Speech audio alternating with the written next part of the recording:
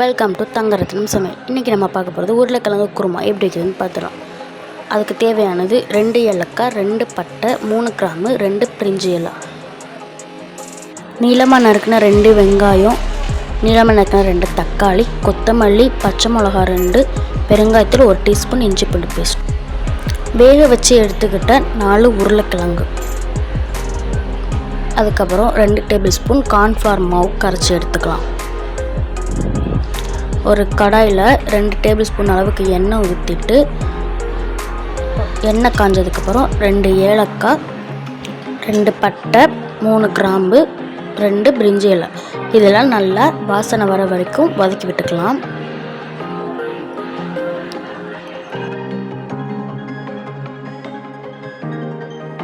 நல்லா வதங்கினதுக்கப்புறம் நறுக்கி வச்சுருந்த வெங்காயத்தை சேர்த்துக்கலாம்.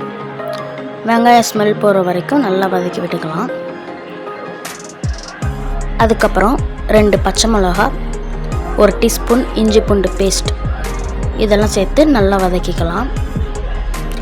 இஞ்சி பூண்டு பேஸ்ட் வாசனை போகிற வரை வதக்கிட்டு நறுக்கி வச்சுருந்த தக்காளியை சேர்த்துக்கலாம். நல்லா கிளறி விட்டுக்கோங்க. தேவையான அளவு உப்பு சேர்த்துக்கலாம்.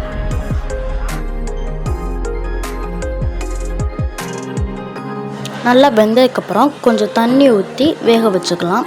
ஒரு 5 மினிட்ஸ் மூடி போட்டு வேக வச்சுக்கோங்க. 5 மினிட்ஸ் நல்லா வெந்ததுக்கப்புறம் வேக வச்சுருந்த உருளைக்கிழங்கு சேர்த்துக்கலாம்.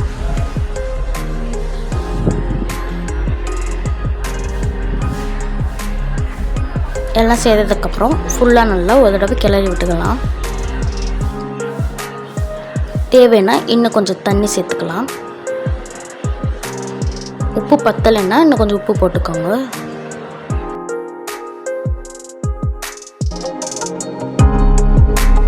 அதுக்கப்புறம் பெருங்காயத்தூள், கொத்தமல்லி, இது 2ஐயும் சேர்த்துக்கலாம். சேர்த்ததுக்கப்புறம் நல்லா கிளறி விட்டுட்டு 2 மினிட்ஸ் வேக வச்சுக்கலாம்.